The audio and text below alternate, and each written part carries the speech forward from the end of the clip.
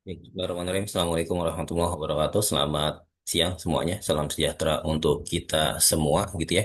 Siang ini kita akan bahas terkait dengan FTP gitu ya. Mungkin teman-teman ada yang tahu apa yang dimaksud dengan FTP gitu ya. Nanti lebih jelas Pak Arif akan coba jelaskan. Jadi pada pertemuan siang hari ini akan saya langsungkan dua materi. Yang pertama terkait dengan file transfer protokol. Sorry, file transfer protokol. Lalu akan dilanjutkan juga dengan materi terkait dengan World Wide Web atau WWW dan juga email gitu ya, terutama email-email yang berkaitan dengan institusinya. Nah, nanti kita akan bahas secara bersama gitu ya. Saya izin share screen.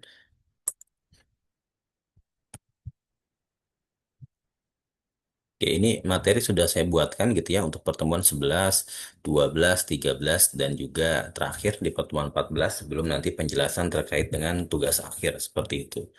Nah, pada file transfer protokol intinya adalah sebuah protokol jaringan gitu ya yang digunakan untuk mentransfer atau mengirimkan file antar sistem komputer dalam sebuah jaringan transmission control protocol ataupun internet protokol.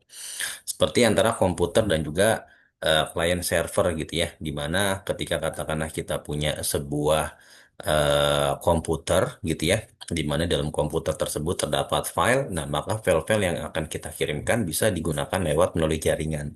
Nah, nama istilahnya adalah file transfer protokol. Artinya gitu ya, dengan menggunakan file transfer protokol antara server dan juga klien dapat dengan mudah gitu ya, dapat lebih leluasa dalam proses transfer filenya. Ya tujuannya untuk apa? Ada tiga tujuan utama gitu ya dalam penggunaan FTP sama seperti yang sudah dijelaskan sebelumnya gitu ya. Yang pertama adalah untuk transfer. Tentu tujuan dari FTP yang pertama adalah untuk transfer file gitu ya, atau memindahkan sebuah file antara dua perangkat komputer dalam jaringan yang sama atau melalui sebuah jaringan internet. Artinya gitu ya, dalam penggunaan file transfer protokol bisa juga dengan menggunakan jaringan lokal gitu ya atau jaringan komputer, atau memungkinkan juga dengan menggunakan sebuah jaringan global atau disebut juga dengan jaringan internet. Yang kedua gitu ya, yaitu dengan pengelolaan file, di mana FTP memungkinkan pengguna untuk mengelola file pada server jarak jauh. Ya, seperti menghapus, mengubah nama, atau membuat direktori baru. Bayangkan katakanlah misal contoh, studi kasus kita nyewa gitu ya, nyewa sebuah hosting ya di platform manapun lah. Saya nggak akan menyebutkan gitu ya. Nah, apa namanya menyebutkan terkait dengan perusahaannya gitu ya atau brandnya. Nah, maka ketika nyewa hosting tadi gitu ya, kita akan eh, menyewa, setelah itu hostingnya kita akan didapatkan atau pada umumnya lazimnya kita akan menggunakan cPanel gitu ya. Nah, ketika kita sudah mendapatkan cPanel, kita akan mengelola sebuah struktur dari isi file tersebut gitu ya. Salah satunya katakanlah kita akan upload yang namanya WordPress gitu ya atau yang lainnya gitu ya. Nah, maka kita harus mentransfer file dari komputer lokal kita ke komputer yang memang dalam hal ini adalah server atau hosting yang memang sudah kita sewa. Nah, salah satunya kita dapat memanfaatkan fitur dari file transfer protokol. Nah, tujuan yang ketiga adalah untuk kompatibilitas gitu ya, di mana FTP mendukung berbagai sistem operasi. Artinya, mau antar perangkat atau device itu menggunakan sistem operasi yang berbeda, FTP dapat digunakan gitu ya. Mungkin servernya menggunakan basisnya Linux gitu ya. Lalu untuk si kliennya menggunakan yang namanya Windows atau macOS gitu ya. Nah, ini tetap memungkinkan untuk dijalankan dari berbagai platform. Nah, berikutnya jenis FTP dan perbedaannya. Yang pertama ada FTP biasa gitu ya. Nah, ini biasanya atau lazimnya menggunakan port 21 ya, di mana untuk koneksi kontrol dan port data yang dipilih secara dinamis untuk mentransfer sebuah file. Nah, FTP ini tidak mengenkripsi data yang ditransfer, yang berarti rentan terhadap serangan. Artinya sudah tidak ada proses encryption ya, atau dibalut atau dibungkus biar filenya itu lebih aman gitu ya. Ini langsung dikirimkan saja. Berikutnya ada SFTP. Ya, SFTP ini artinya ya protokol ini gitu ya lebih aman dibandingkan dengan yang sebelumnya karena ada SSH tadi, Secure Shell.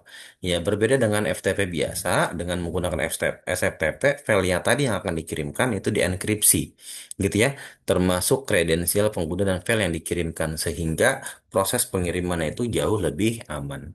Nah, berikutnya lagi ada jenis yang namanya FTPS ya, atau File Transfer Protocol Secure. Nah, ini ditingkatkan lagi dengan lapis keamanan menggunakan protokol SSL atau TLS gitu ya, untuk mengenkripsi data. Intinya tadi yang tadi sudah eh, aman, ini dibuat lebih aman lagi. Nah, dengan FTS menawarkan dua mode gitu ya, eksplisit dan juga implisit. Jadi dengan eksplisit FTPS gitu ya, ini koneksinya yang dilindungi setelah negosiasi koneksi awal. Untuk yang implisit gitu ya, koneksi secara otomatis dilindungi menggunakan SSL atau TLS. Artinya bukan cuma filenya, tapi dari segi koneksinya pun juga sudah dilindungi sehingga proses transfer file itu jauh lebih aman seperti itu. Oke, berikutnya. Perbedaan jenis FTP gitu ya tadi antara FTP, SFTP dan juga FTPS pertama dari segi keamanan. Tentu gitu ya. Dari segi keamanan FTP biasa atau dengan port 21 tadi tidak dapat mengenkripsi data gitu ya. Keandalannya apa? Dua koneksi terpisah. Nah, sedangkan untuk SFTP dia mengenkripsi data atau melindungi data, tapi port yang digunakan adalah port 22. Ya, satu koneksi untuk kontrol dan data. Artinya dalam satu kesatuan gitu ya. Kalau tadi dua koneksinya terpisah gitu ya, karena koneksinya si klien nanti akan dihubungkan ke koneksinya si server. Untuk FTPS gitu ya, nah dia portnya menggunakan 990 untuk implisit, port 21 untuk eksplisit. Nah, tapi dia menggunakan encrypt data sehingga jauh lebih aman, hampir sama dengan yang SFTP tadi gitu ya. Oke, berikutnya lagi gitu ya, untuk penggunaan FTP ya sering digunakan dalam perusahaan untuk memindahkan sebuah file besar. Ya, contohnya apa? Ya tadi beberapa aplikasi perusahaan bisa jadi tadi file backup database gitu ya yang akan dikirim ke lokasi server utama. Ya, atau dikirim dari server utama akan kita backup terlebih dahulu. Lalu pembagian dokumen proyek antara tim yang berada di lokasi yang berbeda gitu ya. Nah, hal ini diefisiensikan dengan menggunakan FTP gitu ya, karena FTP jauh lebih efisien untuk memindahkan, mengelola, mentransfer data dalam jumlah yang sangat besar gitu ya. Kenapa? Karena mendukung pengiriman data secara paralel dan tidak bergantung pada batasan ukuran file seperti halnya email. Jadi tadi gitu ya, yang pertama bisa mengirimkan dalam jumlah data yang besar, yang kedua ada fitur encrypted data sehingga jauh lebih maksimal, jauh lebih aman dibandingkan dengan menggunakan platform lainnya. Oke, penerapan FTP untuk backup dan recovery data gitu ya, yang tadi sudah kita lakukan. Jadi untuk backup file kan itu kan sifatnya bergiga ya. Ya, itu bisa dilakukan dengan FTP karena tadi tidak ada batasan. Lalu selain itu juga butuh tadi file-file yang sudah di backup tadi kan dapat diunduh ya. Nah, itu nanti akan digunakan sebagai recovery data, jaga-jaga ataupun khawatir katakanlah data yang tersebut rentan terhadap serangan cyber dan seterusnya. Nah, penerapan FTP untuk pembaharuan perangkat lunak pun juga bisa gitu ya. FTP juga bisa gitu digunakan untuk distribusi perangkat lunak termasuk pembaruan secara otomatis. Nah, tinggal tadi perusahaan dapat mengkonfigurasi server FTP untuk menyediakan pembaruan perangkat lunak yang dapat diunduh oleh klien di lokasi yang berbeda. Jadi, selain tadi untuk proses backup dan recovery juga bisa digunakan untuk update dari sistem operasi yang memang si perusahaannya menyediakan hal ini, gitu ya. Lalu kelebihan dan kekurangannya apa antara FTP dan HTTP gitu ya? Karena kita kenal juga dengan Hypertext Transfer Protocol. Nah, dengan FTP memang perancangannya itu atau fungsinya memang digunakan untuk mentransfer sebuah file. Nah, sedangkan untuk HTTP itu lebih berfokus pada pengiriman halaman web.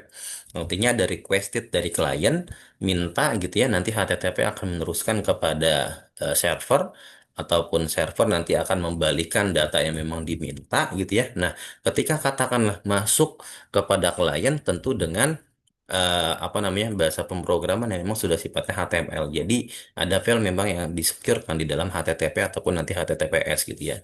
Nah, kekurangannya FTP tadi, FTP tidak aman gitu ya kecuali menggunakan lapis dari SFTP ataupun SFTP sendiri gitu ya.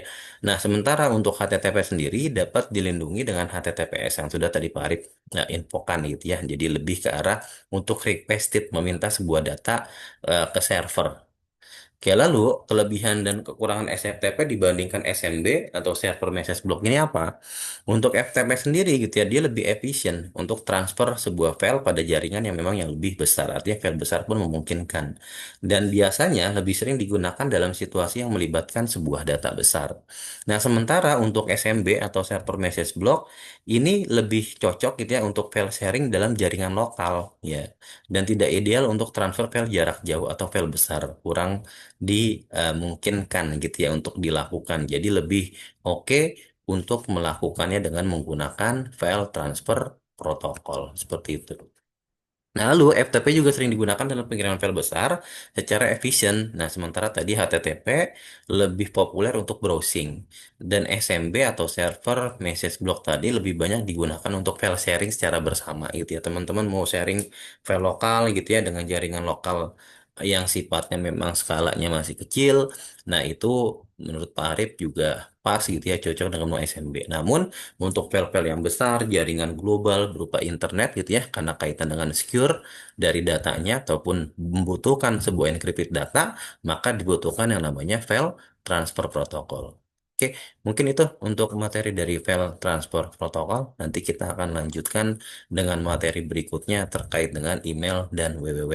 Demikian gitu ya, semoga bermanfaat. Jika memang nanti ada pertanyaan, silahkan untuk ditanyakan pada Adlink gitu ya. Nanti Pak Arif akan coba jawab secara langsung di Adlink ataupun dengan menggunakan jawaban pada video berikutnya. Sekali lagi terima kasih semuanya. Assalamualaikum warahmatullahi wabarakatuh.